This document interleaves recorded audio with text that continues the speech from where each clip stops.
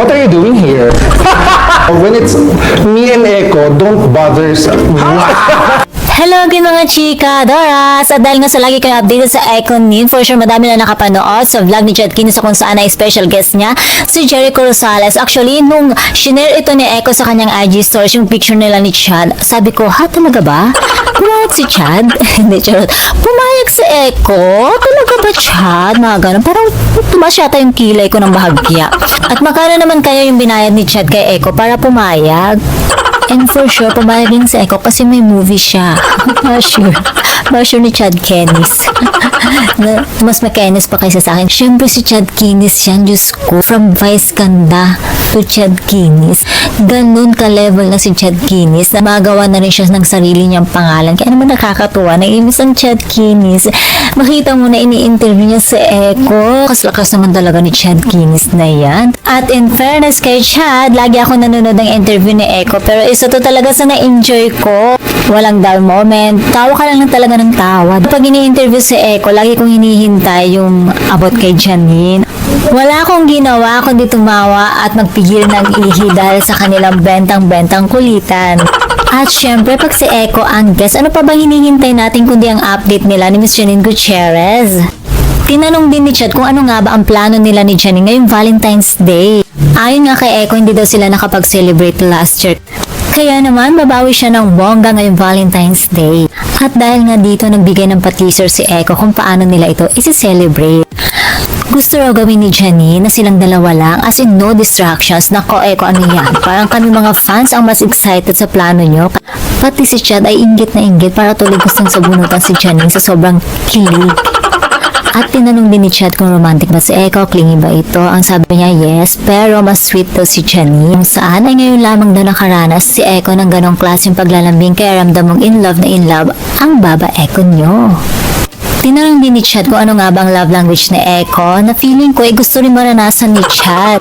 Tapos sabi na Echo yung touchy-touchy daw, like holding hands and hugs, pero dumating daw sa point na nag-uupakan na daw sila ni Janine. At yun naman ang gustong iparanas ni Echo kay Chad, yes. Tapos sabi pa na Echo, palabiro daw si Janine. At yung tinanong naman ni Chad kung pa-aircon joke daw ba ito, kung pa-social, ganon. Pero sabi ni Echo, hindi, parang siguro pa kanto lang, ganyan, super kalo. At sa sobrang palabiro ni Janine, ni isang joke, wala matandaan si Echo. Oo. At ito pa yung isang part na nakakatuwa sa kanilang conversation na sa kanilang chikahan dahil botong-boto nga ang buong pamilya ni Janine kay Echo. Sabi ni Echo, napakagaan daw kasama ng pamilya Gutierrez. Hindi mo kailangan mag-effort, ng ligawan, suyuin, pati ang mga kamag-anak dahil cool daw silang lahat na pamahal na nga ang nangusto si Echo sa kanila. Actually, napapansin ko din yan sa mga interview ni Mama Lotlot, Daddy Monchi, Brother Diego, di ba? Pag tinatanong kung boto ba sila kay Echo, sinasabi lagi nila yan, yes, of course, kasi napakabuting tao ni Echo, puring-purin nila si Echo, di ba? Kasi mahal na mahal nila. Nakikita nilang mahal na mahal ng kanilang anak. At sino ba naman ang tatanggi kay Jericho Rosales, di ba? Napaka-vocal niya at yun nakakatuwa dun. Sobrang vocal ni Echo. Talaga mararamdaman mo talaga yung love language niya na kung saan nga ay kahit na upakan ka na, charot. Hindi, charot. Tayo nga, nararamdaman natin kung gaano kamahal ni Echo si Janine pa kaya, di ba? Dahil nga sa mahal na mahal si Echo ng kanyang pamilya, nagbigay ng mensahe si Mama Lotlot. Yes. Nagbigay siya, doon napanood nyo, di ba? Nagbigay ng mensahe si Mama Lotlot. So, nakakatuwa talaga yung sobrang appreciated talaga. Sobrang nakakaiyak, yes. At heto ng pinaka-exciting part sa gitna ng kanilang chikahan. Surprise ang dumating si Miss Janine. Sumulpot si Janine. Dumating si Janine kasi wala siyang tiwala kay Chad. Charot lang mga chikadoras. Baka daw kasi ma-fall in love si Chad kay kay Echo, or ma-fall in love naman si Echo kay Chad. Mahirap na, di ba? Tapos sinanong ni Chad si Janine, what are you doing here? Yan, di ba? Taray. Kung kailan daw nagkakamabutihan at pinaplano na ang kanilang wedding, ay dumating pa itong si Janine. Sinira ni Janine ang usapan ni Echo at Chad. Ang nakakatuwa pa kay Janine, sinasama kasi siya ni Chad sa kanilang chikahan. Pero napaka-sweet ni Janine, napaka-simple lang. Kasi, hinayaan ni Janine na, sige, go lang kayo dyan, okay lang ako dito. Parang gano'n, di ba nakakatuwa? Hindi totoong nag-aagaw siya ng spotlight.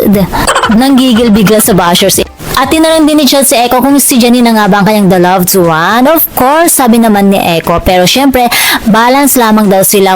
Walang mas nagmamahal at walang mas minamahal. So syempre, super balance lamang daw.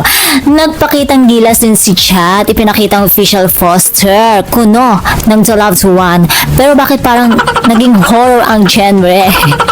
Tawang-tawa si Echo at mangiyak-ngiyak na talaga siya. Parang gusto niya na mag-walk out. Parang sinasabi niya na, oh my God, bakit anong ginagawa ko dito? Diba? Parang gusto niyang pagsisihan kung bakit anong ginagawa niya dyan. At gusto niyang pagsisihan kung bakit siya na pa-oo ni Chad. Hindi, charot lang. Sobrang mangiyak-ngiyak siya kasi sobrang enjoy siya sa kanilang chikahan. And si Janine, napaka-supportive. Siyempre, hinayaan lang niya si Chad at Echo, si Spotlight of course. At nung tinanong si Janine kung kanino pa ba niya ipapaubaya si Echo, kay Chad, kay MC o kay Lassie, ang sagot niya ay wala. Ang sagot niya kay Yula Chika. Yes, oo, kay Yula Chika niya ipapaubaya. Hindi, charot lang. Siyempre, ang sagot niya ay si Chad. Oo, si Chad yung nandun. Alangan naman sabihin niya si Lassie.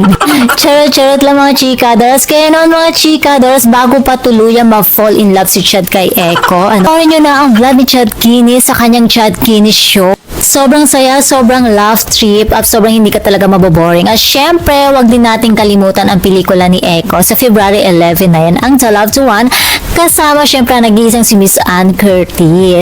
At feeling ko lang magpapablock screening si Chad ng The Loved One. So, abangan natin yan. And that's all for the mga chikadoras. For Echo Nina Showbiz Update, please don't forget to like, share, and subscribe my channel. Thank you for watching.